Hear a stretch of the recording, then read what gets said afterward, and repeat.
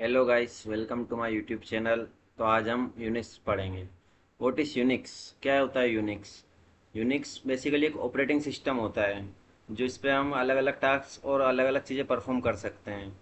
तो ये क्या क्या काम में आता है हमारे, ये बहुत सारी काम चीज़ों के काम में आता है। जैसे हम इस पे कमांड्स रन करा सकते हैं, अलग अलग यूज़र इस पे एक साथ काम कर सकते हैं। एक यूज़र अलग अलग काम इस पे कर सकता है और भी बहुत सारे इसके यूजर्स होते हैं। तो ये सबसे पहले कहाँ डेवलप हुआ था? सबसे पहले एक बेल लैब में डेवलप हुआ था, जिसको डेवलप किसने करा था? डेनिस रिचर ने डेवलप करा था 1970s में। डेनिस रिचर ने, जिसने सी लैंग्वेज फाउंड करी है, उसी ने यूनिक्स को भी डेवलप करा था। ये अलग अलग काम में आता है, जैसे कि हम इस पे मल्टी यूज़र और मल्टीटास्किंग दोनों साथ में कर सकते हैं। मतलब मल्टीपल यूज़र मिलके मल्टीपल टास्किंग कर सकते हैं और सिंगल यूज़र भी मल्टीटास्किंग इसमें कर सकता है। हम यूनिक्स क्यों चूज करते हैं? Why you choose Unix? Because Unix एक सिक्योरिटी पर्पस के लिए बहुत अच्छा होता है और स्टेबिलिटी भी इसमें अच्छी होती है। ये हमको फ्लेक्सिबिलिटी भी प्रोवाइड करता है और अलग अलग इन्वायरमेंट में हम इसको यूज़ कर सकते हैं। और इसमें हमारा डाटा बिल्कुल सेफ और सिक्योर रहता है, इसलिए हम यूनिक्स का यूज़ करते हैं। देन आ जाता है यूनिक्स का स्ट्रक्चर। इसका यूनिक्स का स्ट्रक्चर कैसा होता है? तो यूनिक्स का स्ट्रक्चर बहुत ही सिंपल होता है।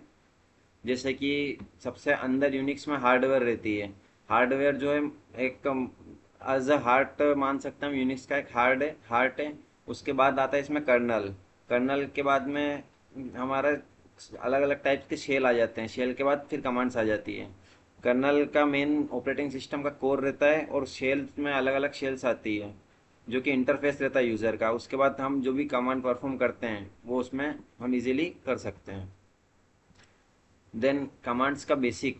कमांड्स क्या क्या काम में आती है? तो कमांड्स नेविगेशन के काम में आती है। हम डायरेक्टरीज को इससे मूव करा सकते हैं। हम इसको कमांड्स के थ्रू कंटेंट को क्रिएट कर सकते हैं। कमांड्स को अलग अलग चीज़ में मैनेज कर सकते हैं हम इससे। यूनिक्स का मतलब यूनिक्स में फाइल्स वगैरह जो रहती है हम उसको मैनेज कर सकते हैं।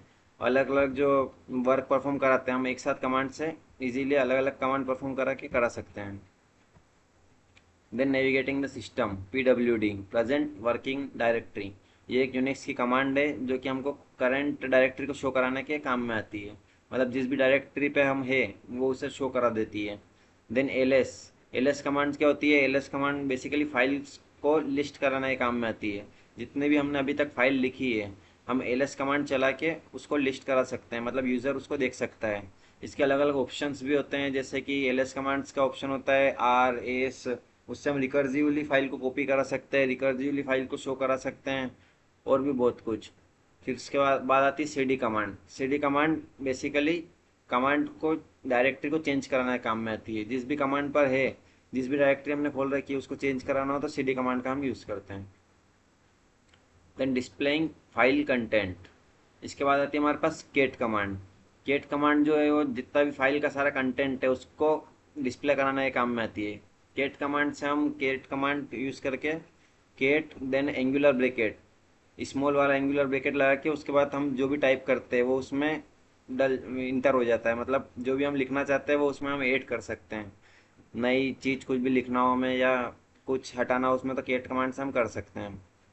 देन आती मोर कमांड। जब जब भी हमारे पास पेज की साइज ज़्यादा होती है, नंबर ऑफ पेजेस 10 या मोर देन 10 होते हैं, तो हम मोर कमांड का यूज़ करते हैं। उसमें सारे नीचे तक सारी कमांड्स शो कर देगा वो।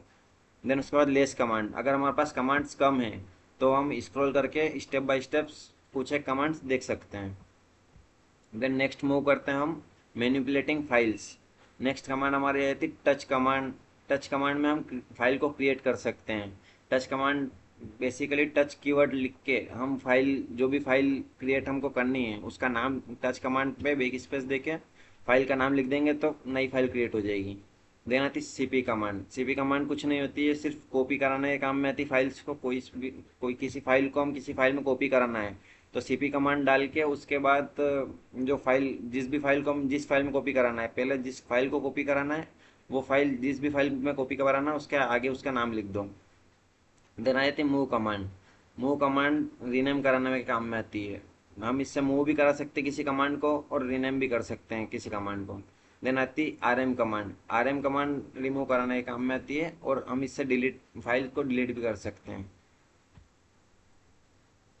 देन कुछ और आगे की कमांड्स है इसमें, जैसे हु एम आई जो क्या होता है, हु एम आई में जब भी हम बेसिकली सिस्टम में लॉग आउट करने की कोशिश करते हैं, तो हम हु एम आई कमांड का यूज करा के जान सकते हैं कि यूज़र कौन है, कौन यूज़र हमारा बेसिकली अभी करंट पेज पे वर्क कर रहा था, तो उससे हमें पता चल जाता है। देन आती है यूनेम कमांड। यूनेम कमांड यूज़र के नेम को शो करने के काम में आती है। यूनेम डोश डैश ए लिख के हम यूज़र का नेम शो कर सकते हैं। देन आती है डेट। तो डेट कमांड से हम प्रेजेंट टाइम, प्रेजेंट डेट, उसके बाद दिन कौन सा है, टोटल सब चीज़ें हम इसमें बता सकते हैं डेट कमांड का यूज़ करके। फिर देन आती है D F dash H command. तो D F dash H command क्या काम में आती है, ये डिस्क को शो करने के काम में आती है। मतलब जितना डिस्क के हमने डाटा शो करा है वो हम डी एफ डॉट एच से बता सकते हैं। देन यूएस यूनिक्स जो हमारा ऑपरेटिंग सिस्टम है, इसके और क्या खासियत क्या क्या होती है, तो ये इफ़िशिएंट भी होता है, ये एक बहुत पावरफुल सिस्टम है, और ये इसेंशियल भी है डेवलपर्स के लिए। बेसिकली पहले डेवलपर यूनिक्स से ही हम शुरुआत करता है, देन फिर स्टेप बाय स्टेप वो आगे बढ़ता है। इसके बाद लिनक्स भी आता है, वो सब हम नेक्स्ट वीडियो में जानेंगे। तो आज इस वीडियो को हम यहीं पे रैप अप करते हैं। Thank you, have a nice day.